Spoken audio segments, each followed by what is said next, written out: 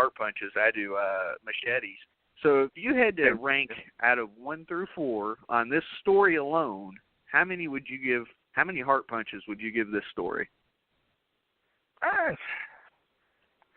It was really cliche. I'd give it about a 2.5 at least, because there was one scene that did make me jump when the cop was there and they were doing the first initial scenes and the girl dropped from the ceiling.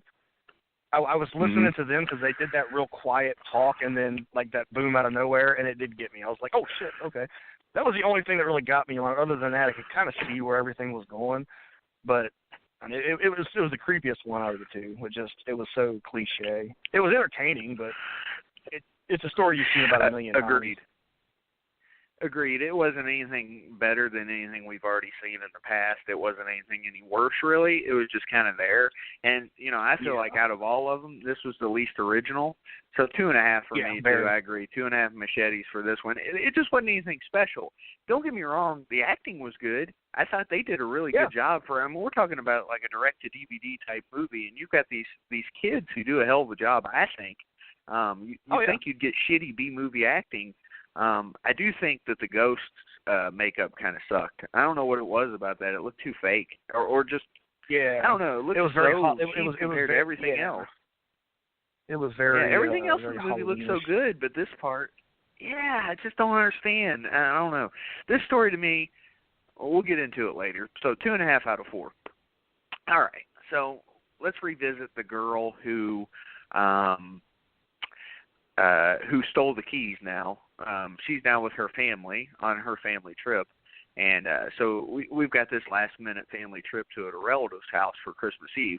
And so you've got the dad, you've got the mom, you've got the son who's like a little kid, and you've got the girl who's the thief. And you can tell that none of these people get along. The girl's wearing headphones or earbuds. The dad's like saying that everybody better act like a damn human today. And the mom's just being a bitch. You can just tell it's just a dysfunctional family altogether, right? I was sitting there going, but this guy hates his life. Yeah, he was just like, I hate these motherfuckers. And it only gets worse. It only gets worse. Because they show up, and I guess this is the story. He's going to his aunt and whoever's house. I don't remember him being called his uncle, so I assume it's just his aunt, or I guess maybe her husband, who's not technically his uncle. Maybe they got married later. Or he was like a housemaid or something like that. I don't know what the hell he was, really. He was a weird fuck is what he was. Yeah, exactly. Guy. So they've got money. Remember the butler in Rocky Horror Picture Show? Yes. The creepy butler guy. That's who he reminded me of. Yeah. Yeah. I guess if he had the beard, I would think back to Scary Movie 2. Take my strong hand. Oh God. Yeah.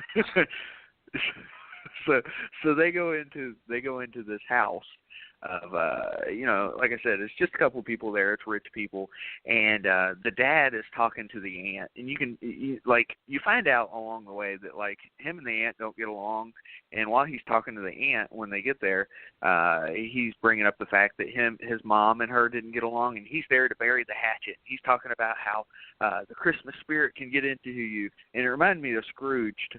You know in Scrooge where he said, where everybody can just get the Christmas spirit in him, and he's just going crazy about it. Like, this guy sounds like he's quoting movies because he just seems like he's full of shit. Well, we'll get into that more later. So he's talking to the aunt, and like he's telling her, I got something you might be interested in, though. Can we talk in private? Well, while this is going on, the little kid, the boy, he's looking at this little Santa figurine and a Krampus figurine. Anybody who doesn't know what Krampus is the punisher of naughty children at Christmas time. Yeah. We'll get into more about Krampus later. And I have to tell you, Zodiac, I want that fucking figure in my house. It looked that was awesome. Really cool. I thought. Yeah, and can I go on record soon to say that kid was a dick? Mm-hmm. That little kid was this guy says Krampus. The butler guy that you were talking about, he says to him, Krampus punishes naughty children. I mean, the kid knew who Krampus was, and he's looking at it, and the guy says, Krampus punishes naughty children who touches things that aren't theirs. And this fucking kid deliberately drops this thing, and its arm breaks off. I think it's his arm. Maybe its leg. But it breaks regardless. And this guy gets pissed. he's just irritated. You can tell that he's about to go nuts on this kid. And the aunt kind of breaks it up and says, "All right, you guys got to go. I'm about to have my spell." And the dad's pissed. And so they get the fuck out of there, right? But as they're driving home, the dad decides to take some weird ass back road, and something hits their car. Yeah, you got to take the back road. We get more horror cliches, right? It is a Christmas horror story, of course, and the car gets in a wreck, which is always my fear. You travel the roads as a wrestler all the time. Does that ever freak you out when you, especially in Kentucky? I mean, I'm hitting the expressway in Kentucky just yesterday from a Titans game up here to Louisville, and it creeps me out just to be stopped anywhere where there's no gas stations and stuff for miles. It's just weird, and I know you're more from the country than even I am. Yeah, especially around eastern Kentucky and all them areas down through there, where if you don't stop and get gas, the next stop you ain't getting gas. You're gonna get stuck. Yeah, that sucks. I've been on the end of that before. I'm glad I've got AAA. Exactly, me too. Because I don't know, something about that just bothers me. I don't mind being stuck in civilization, but there's certain parts of the world that don't feel like civilization, especially in our own state. But yeah, that's what happens to them, and they're out in the middle of nowhere. They're near a forest. I wonder if there's any halflings or changelings around, but we'll get into that later. Anyway, so they get into a wreck, and their car's fucked, I guess, and the kid's like, I wonder if Krampus did it, and the dad's just about to say that Krampus is German bullshit, and something, I couldn't tell what it was. It looked like a hook or something just shot through the dad. Oh, that was when they were, that was when they decided to get out of the car and go walking through the woods for whatever reason and not walk the main road. Maybe they were looking for a Christmas tree, like Clark W. Griswold. I have no idea. Clark Griswold in this movie.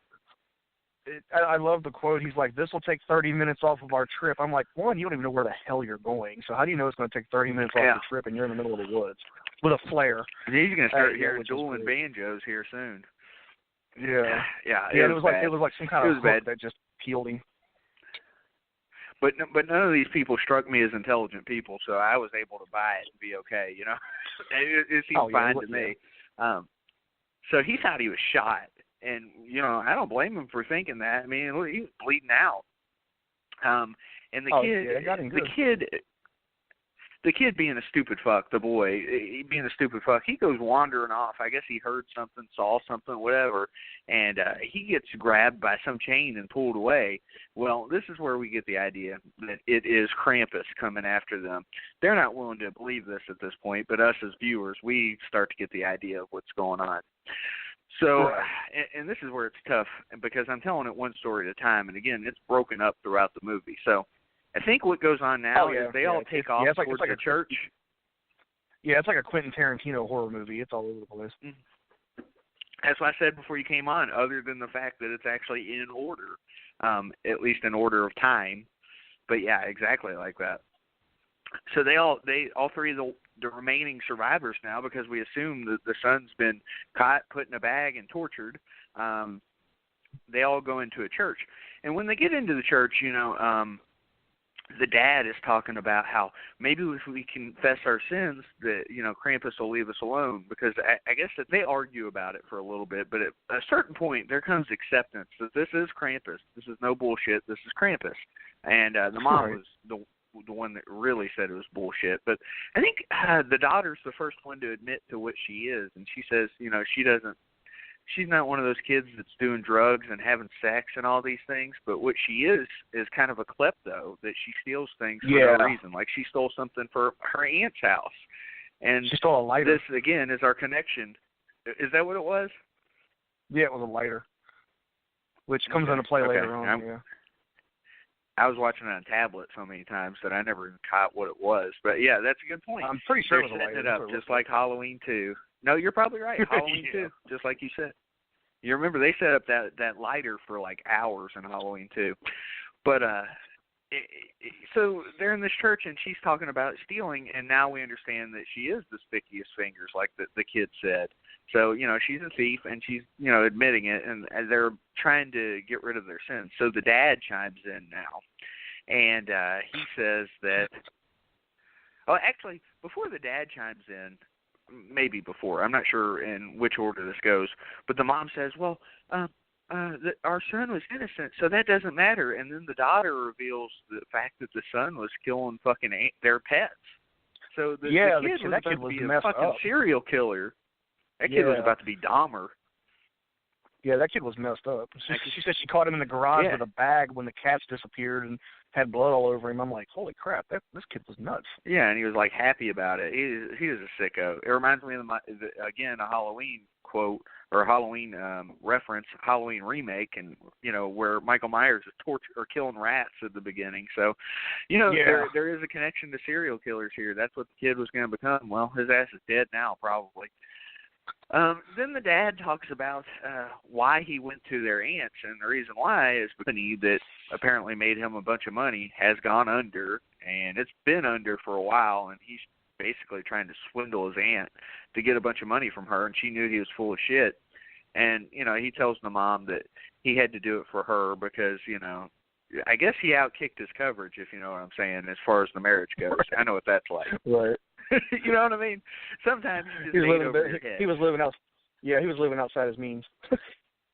Well, it's true. It's true. And the funny thing, though, is that I don't think we ever got her confessing to anything, did we? Maybe she's just a bitch. No. Because remember, she took the drink at the end. Yeah. Not going to offer me one. I'm just going to take it.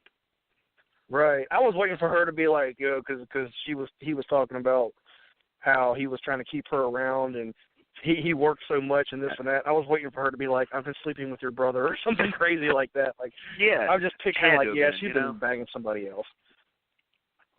Well, right about this time, while this is all going on, Dad gets taken away. That's the end of the dad. Not a whole lot to be said about that. He just, this movie's not about great kills or anything like that. He just gets taken away.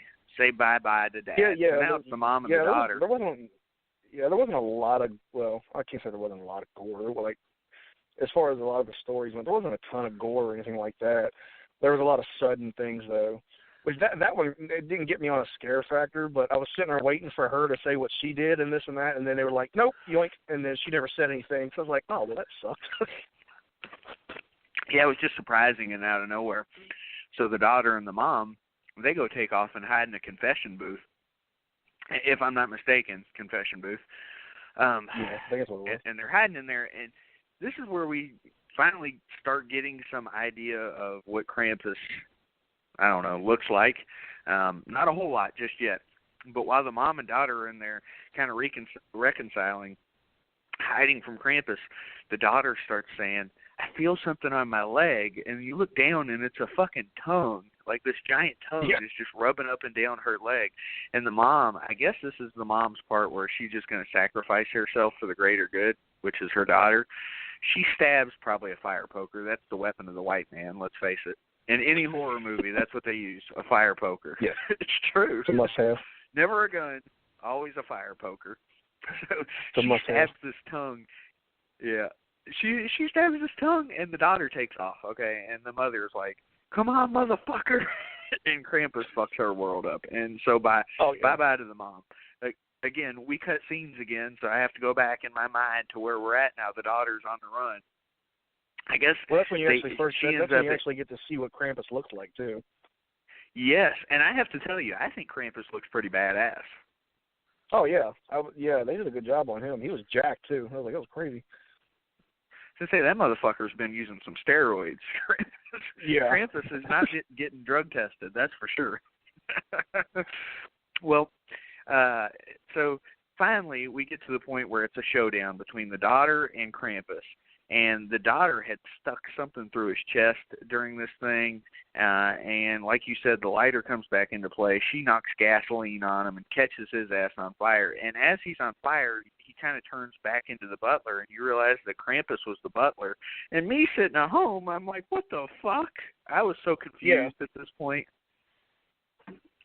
But it all gets explained. Daughter goes to the aunt's house again, and they have this conversation. See if I can get this right, because it seemed weird to me at first. I was trying to get it all justified in my mind properly. Daughter thought that if you don't fix the figure, Krampus will come back, but that's not the case. It was actually, it had nothing to do with the figure. the aunt knew that the butler was going to get pissed and turn into Krampus because the Christmas